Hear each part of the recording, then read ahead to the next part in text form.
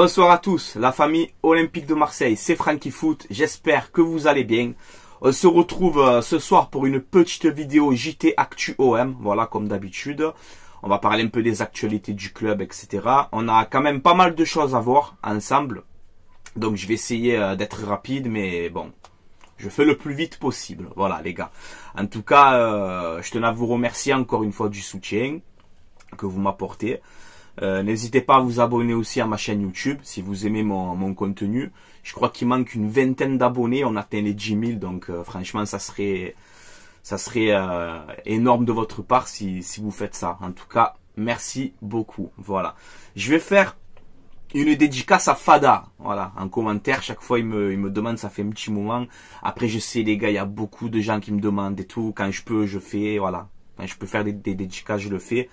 Donc voilà, grosse dédicace à toi, Fada, et à l'OM, tu vois. Je vais aussi souhaiter un bon ramadan à tous les musulmans. Voilà, donc bon ramadan à tous. Voilà, comme ça aussi c'est fait et c'est dit. Et on va passer aussi un message pour DP, supporter légendaire de l'Olympique de Marseille, qui est décédé. Et c'est son anniversaire aujourd'hui, il aurait fêté ses 52 ans aujourd'hui. Donc voilà, force à toi.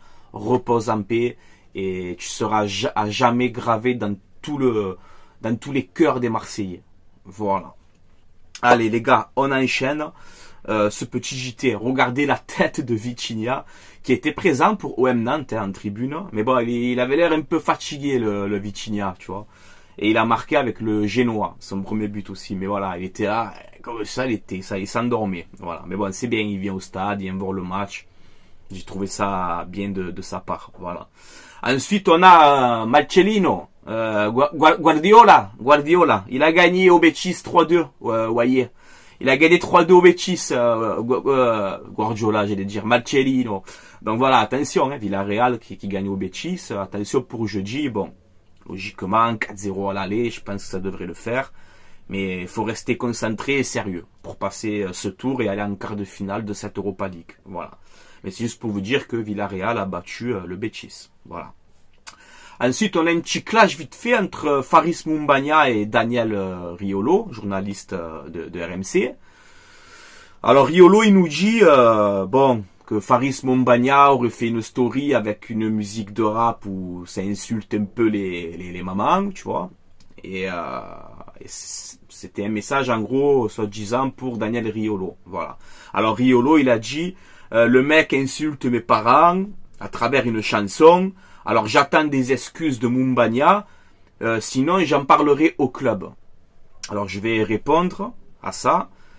Et je vais défendre le joueur de l'OM. Hein, voilà. Je vais défendre Faris Moumbagna. Pourquoi? Parce que quand Faris Moumbagna a signé à l'OM, tu vois, moi c'est pas un clash que je fais là. Je fais une réponse. Mais quand Faris Moumbagna a signé à l'OM, Riolo, je t'ai entendu sur RMC, tu as dénigré le joueur quand même. Et c'est qui lui, c'est un joueur de district, je sais pas quoi, tu l'as quand même bien descendu, alors que Moumbagna, tu le connaissais même pas, tu vois. Alors après, tu t'es rattrapé dans l'after, t'as dit, moi j'ai juste relayé ce que m'ont dit les gens sur lui. Voilà, ouais, ben... Ok, alors moi si demain on me dit... Riolo c'est ceci ou cela, mais moi je vais le dire, ça va te faire plaisir, ça fait pas plaisir. Donc je peux comprendre que Faris Moumbagna c'est vexé aussi, tu vois. Et c'est pas Faris Moumbagna qui t'a insulté de sa propre bouche. Donc voilà, c'est un petit clash vraiment bidon, ça ni queue ni tête. Je sais pas moi, contactez-vous, buvez un café ensemble et rendez plus fou, tu vois. Voilà. Bon, bref, c'est vraiment, c'est pas grave, voilà. Ensuite, on a une déclaration de Bouanga, encore une fois, vous savez, qui était pisté par le mercato d'hiver, on le pistait. Et là, on a donc Denis Bouanga, c'est un joueur de Saint-Etienne, de Nîmes, etc. Il joue aujourd'hui dans le championnat américain, là. Et Bouanga, il nous dit, ben voilà, Mehdi Benatia a contacté mon entourage cet hiver. C'est toujours un rêve de jouer à l'OM. C'est mon club de cœur et ça le restera tout le temps. Voilà. Donc bon, à surveiller quand même. Cet été, si on peut faire venir Bouanga, je sais pas ce que vous en pensez. C'est un bon joueur, il a des stats incroyables. Je crois qu'il joue à Los Angeles, je crois, si je dis pas de bêtises. ou un truc comme ça, je sais plus. Bon, il a des stats incroyables cette saison. En Ligue 1, ça va, ça reste un bon joueur. Il s'entend très très bien avec Aubameyang. Il est gabonais comme lui. Bon, on verra cet été. En tout cas, ça fait plaisir quand les joueurs ils font des déclarations comme ça. Ensuite, je vous mets les favoris de l'Europa League. D'après un peu les parieurs, etc. Donc on a premier Liverpool, deuxième Leverkusen, troisième Milan, quatrième Roma et cinquième l'OM. Donc voilà, on est donné cinquième pour remporter cette Europa League. Après les gars, on a du Benfica, du Atalanta, du Sporting, du West Ham, du Fribourg, du Glasgow Rangers. Voilà, il y a vraiment de belles équipes dans cette Europa League. Ça va être compliqué quand même, tu vois. Mais voilà, tu arrives déjà en quart de finale, c'est un beau parcours. On verra si on peut aller plus loin. On verra. Ensuite, je vous mets des stats sur l'OM au Vélodrome. Donc, on peut voir que cette saison, l'OM, c'est 19 matchs au Vélodrome, 0 défaite. Ça fait plaisir. Voilà, ça fait plaisir.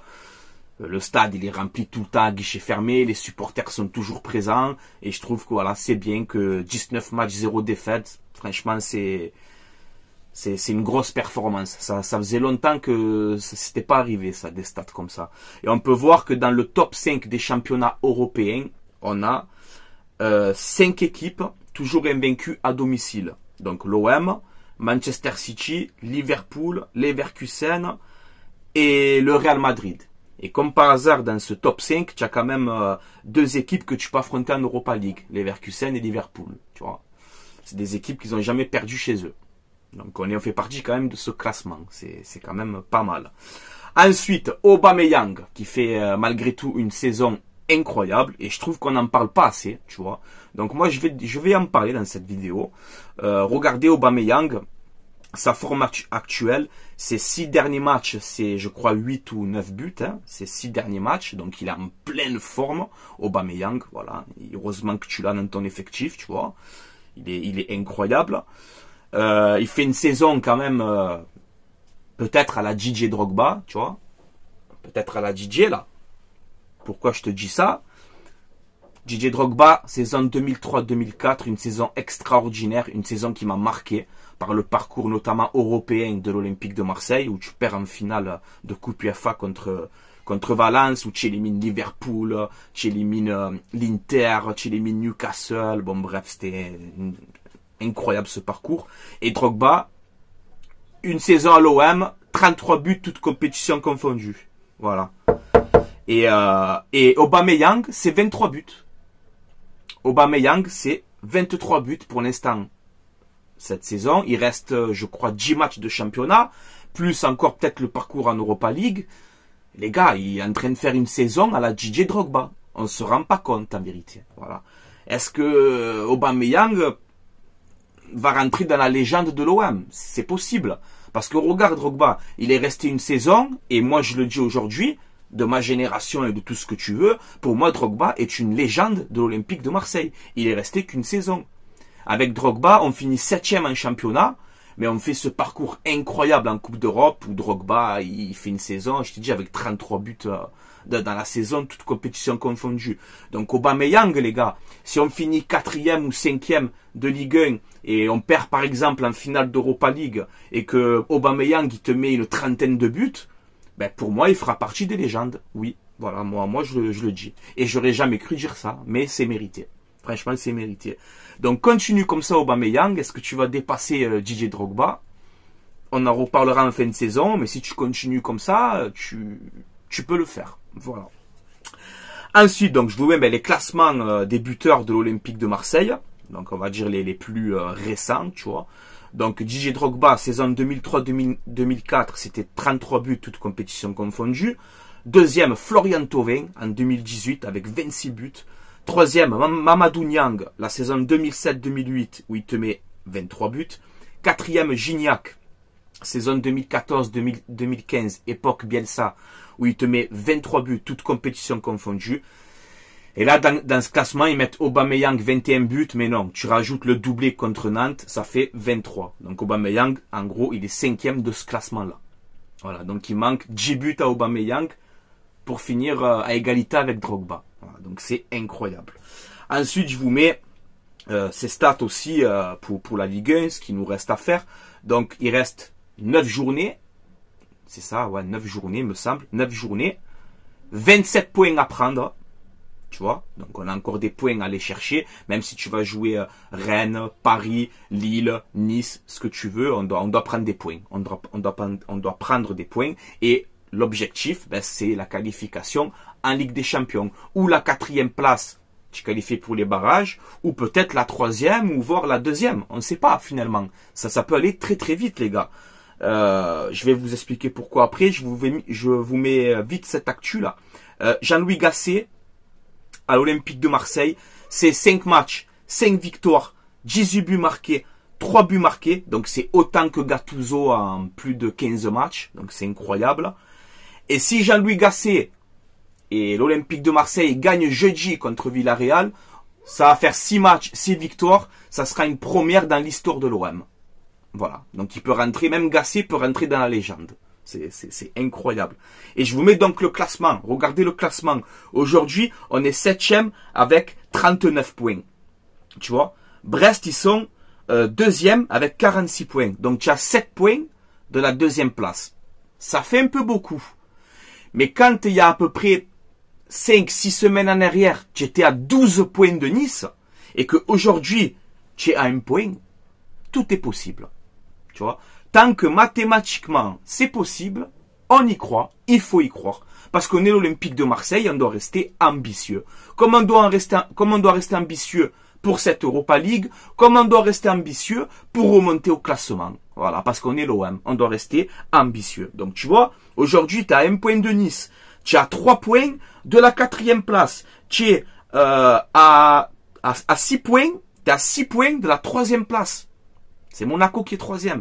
Donc voilà, ça peut aller très vite. On va jouer Rennes, on va jouer Lille, on va jouer Nice. Bon, Paris, on verra, ça va être chaud, mais tu vois, on peut gagner Rennes, on peut gagner Lille, on peut gagner Nice, les gars. Hein, ça va, tu vois, ça va être des matchs tendus, mais ça va être des adversaires, ça va être des confrontations directes, quoi, avec tes équipes là qui sont devant toi. Donc si tu continues comme ça à gagner les matchs, ben tu peux très vite te remonter peut-être plus haut que ce qu'on croit. Voilà. Après, j'ai bien aimé les paroles de Gasset où il a dit voilà, faut pas s'enflammer, il faut pas l'euphorie là, tu vois. Oui, on est content, on enchaîne les victoires, tout ce que tu veux, mais faut pas croire que ça y est, tout va bien, on est guéri. Et non, voilà, on reste quand même une équipe malade. Oui, ça va mieux depuis que Gasset est là, mais attention, voilà, pas s'enflammer et continuer comme ça. Donc j'ai bien aimé ces paroles de Gasset. Donc le prochain match de l'OM, c'est jeudi à 18h45, Villarreal Olympique de Marseille à W9, 8e de finale retour de l'Europa League, victoire 4-0 le match aller, donc normalement il n'y a pas de problème, ça va le faire. Ensuite, dimanche, Rennes Olympique de Marseille, voilà. Ensuite, la trêve internationale, fait chier cette trêve-là. Et on reprend le 31 mars, OM Paris Saint-Germain. Voilà. Donc moi, l'objectif, ça serait de valider la qualification contre Villarreal.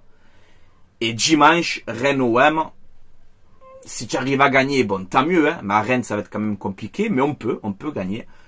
Objectif, ne pas perdre. Voilà. Si tu valides ta qualification à Villarreal et tu perds pas contre Rennes, je pense qu'on passe une trêve tranquille. Voilà, on va respirer un petit peu. Le top, c'est la qualification à Villarreal et victoire à Rennes. Là, après tu as la trêve, c'est vrai qu'on est bien. On peut être très très bien. Mais voilà, on verra bien. Voilà les gars, on a fait un petit peu le tour pour l'actualité de l'Olympique de Marseille. Je pense que j'ai rien oublié. J'ai pris les choses un peu principales, hein, tu vois. Les choses basiques que je voulais vous parler. Il y avait d'autres actualités aussi, mais voilà, j'ai choisi un peu tout ça. La feuille, les gars, il n'y a plus de place, hein, tu vois, il n'y a plus de place. Bon, tu vas me dire, Francky, tu peux la retourner, débile. Ouais, c'est vrai, je peux la retourner, mais voilà, je pense qu'avec ça, il y a de l'actu, on est chargé, les gars, voilà. Donc, n'hésitez pas à réagir en commentaire. Donnez-moi un peu votre avis sur tout ce qu'on vient de voir ensemble. Et est-ce que pour vous, est-ce que vous êtes d'accord avec moi? Est-ce que pour vous, Aubameyang peut devenir quand même une légende de l'Olympique de Marseille? On ne se rend pas compte, mais s'il continue comme ça, Aubameyang, c'est clair que c'est un joueur que je vais pas oublier, tu vois, à l'OM, parce qu'il fait une saison incroyable. Voilà, les gars. Avant d'arrêter, je fais un message de pub pour mon partenariat maillogo.co. Voilà, c'est un site où vous avez des maillots de foot, des survêtements. Bon, vous avez des maillots de foot saison 2023-2024. Vous avez les maillots rétro à l'ancienne. Vous avez tous les ligues, quasiment tous les pays. Voilà, il n'y a pas de problème. Les maillots rétro à l'ancienne. Vous avez aussi les survêtements de l'OM, du Real, de City, de ce que tu veux. Il y a tous les survêtements. Il y a des polos aussi pour l'été. Là, ça passe bien. Donc voilà, ce ne sont pas des vrais, ce sont des répliques, mais c'est de la qualité. Franchement, vous pouvez y aller, les gars. Il n'y a aucun problème. Et livraison à peu près entre 15 et 20 jours à peu près pour la livraison. Donc voilà, quand vous commandez, vous mettez bien votre adresse, etc. pour qu'il n'y ait pas d'erreur de livraison. Et surtout, vous mettez le code promo Franky, F-R-A-N-C-K-I, et vous aurez moins 15% de réduction sur votre commande. Voilà, donc n'hésitez pas à aller faire un tour sur ce site. Vous pouvez y aller serein, c'est sécurisé, il n'y a aucun problème. Voilà les gars. Tout est indiqué dans la description de cette vidéo. Voilà. Je vais vous laisser là, Marseillais, Marseillaise, supporters, supportrices d'autres clubs. Tant qu'il y a le respect, le débat, il n'y a aucun problème, vous êtes les bienvenus. Donc voilà, n'hésitez pas à réagir en commentaire. On se donne rendez-vous mercredi matin pour l'avant-match Villarreal Olympique de Marseille, les gars. Voilà. Allez, je vous laisse là, portez-vous bien, passez une excellente soirée ou une excellente journée. Et on se donne rendez-vous mercredi matin pour le débrief, enfin pour l'avant-match Villarreal Olympique de Marseille. Allez, je vous laisse là, les gars. Allez l'OM, à la vie, à la mort, comme d'habitude. Et je le dis encore une fois, merci encore, mais énormément. Merci beaucoup pour votre soutien. Voilà, merci beaucoup. Honnêtement, merci beaucoup. Voilà. Allez, passez une bonne soirée. Allez l'OM, les gars. Et Marcellino, à jeudi, hein. Acte 2, hein, T4. On arrive, Marcellino. On régresse. Eh ben, on va t'éliminer. Tu vas voir si on régresse.